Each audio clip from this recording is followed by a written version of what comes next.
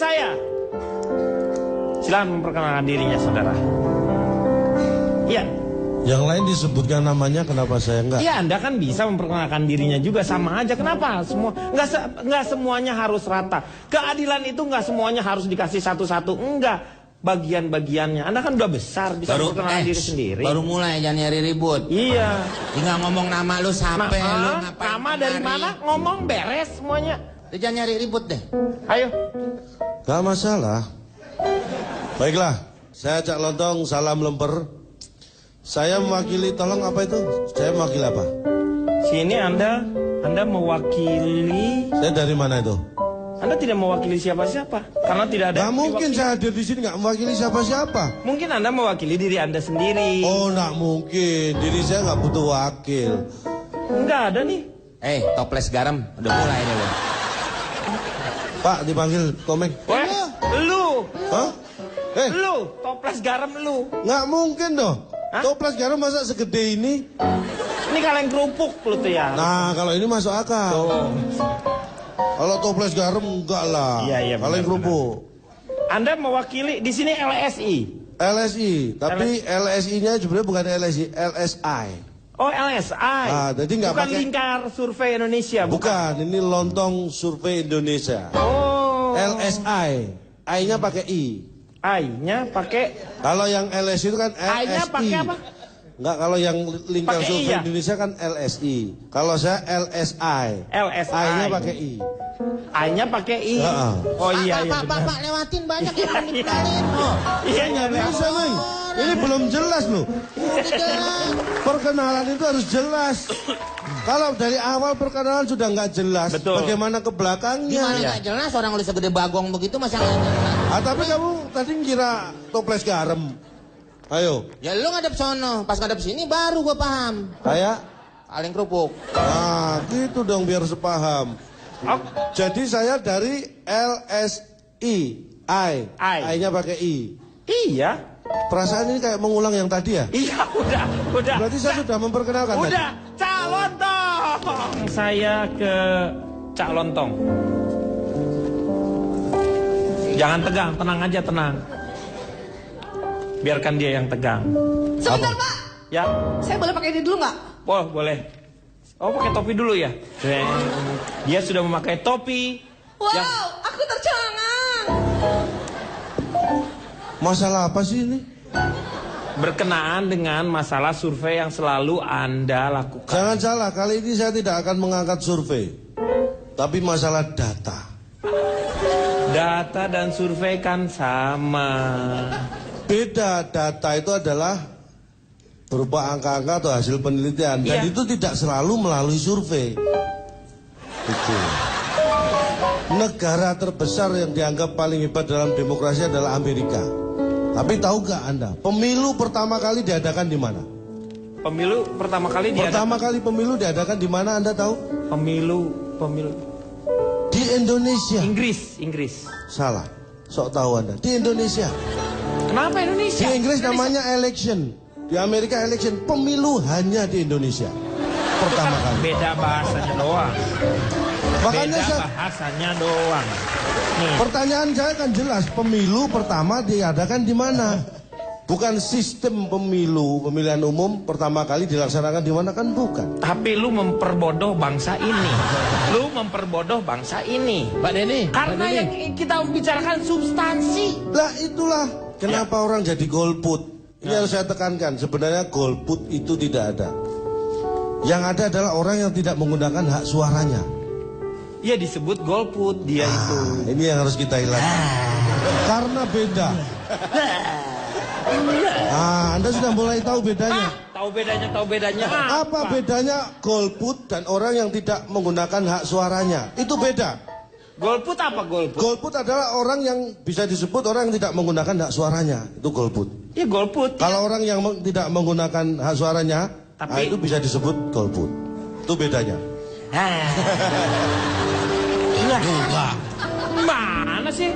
Sama aja. Itu sama. Dibolak-balik doang, Cak. Hah? Itu dibolak-balik doang. Dibolak-balik itu hasilnya bisa beda loh. Tapi ini sama. enggak. Ini sama. Ini sama ya? Iya. Berarti baliknya kurang.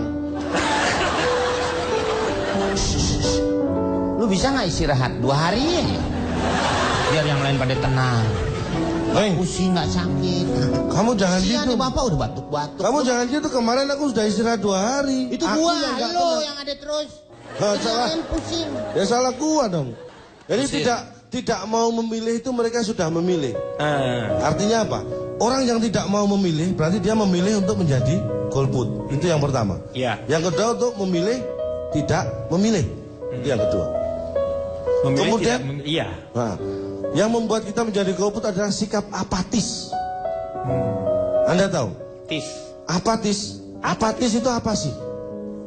Deh Pak, jangan dijawab Pak, jangan dijawab. Udah biarin aja, dia ngomong-ngomong cerita gitu. Udah biarin kita. Biar kita tahu apatis itu apa sih? Bukan. Apatis itu bukan apa sih? Ya. Apanya dong?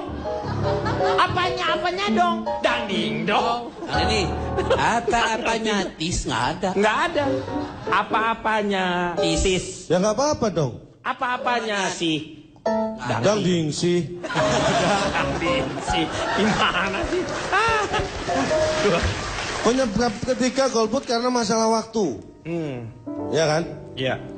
Dan yang keempat adalah mungkin karena kecewa tidak ada hal yang berubah ketika dia dulu melakukan hak suaranya. Paham maksud saya?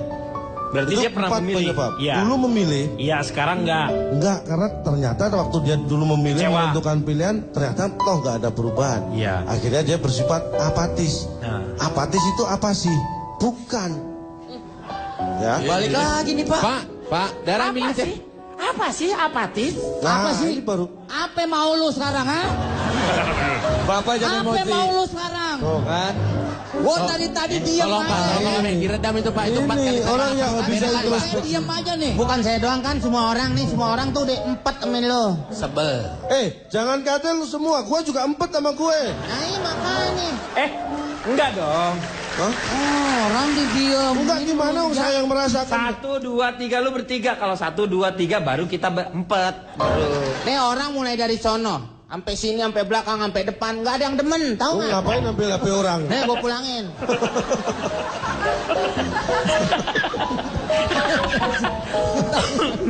Ayo, lanjutkan lagi. Kemong. Komeng. Komeng. Saya kembali lagi ya. Kriteria caleg seperti apa yang kita pilih? Nah, ini. Apa tuh? 1. Pastikan siapa atau caleg yang Anda pilih itu jangan sampai dia yang memilih Anda. Itu pastikan. Kan dia nggak memilih, kan kita yang milih. Nah makanya kita pastikan caleg yang kita pilih jangan sampai yang milih kita. Kalau caleg itu milih kita berarti kita yang caleg. Oke. Itu loh. Ya iya dong. Alah. Jangan ditanggepin Pak, jangan ditanggepin. Udah biarin dia Ini ngomong. caleg yang ini yang penting nih. Caleg yang kita pilih tidak harus jujur. Yang penting nggak bohong. Ya. Udah diemin aja ya, jangan ada yang nyaut ya, biarin dia ngomong diri. Bakar. Yang keempat. Pak, yang lain Pak, udah habis tadi deh. Yang keempat belum habis siapa belum. Ya, yang keempat. Jadi caleg nggak berakhlak baik itu tidak apa-apa. Kok tidak apa? Yang penting jangan dipilih. Terserah, biar mereka nggak berakhlak baik silakan. Tapi yang penting jangan dipilih. Tapi kan masyarakat harus tahu. Jadi yang dipilih itu nanti semuanya harus baik. Sehingga kita best of the best disebutnya. Itulah gunanya saya ngomong. Karena saya ngomong tidak harus benar, tapi Anda harus bisa memilih mana yang benar. Carilah yang best of the best.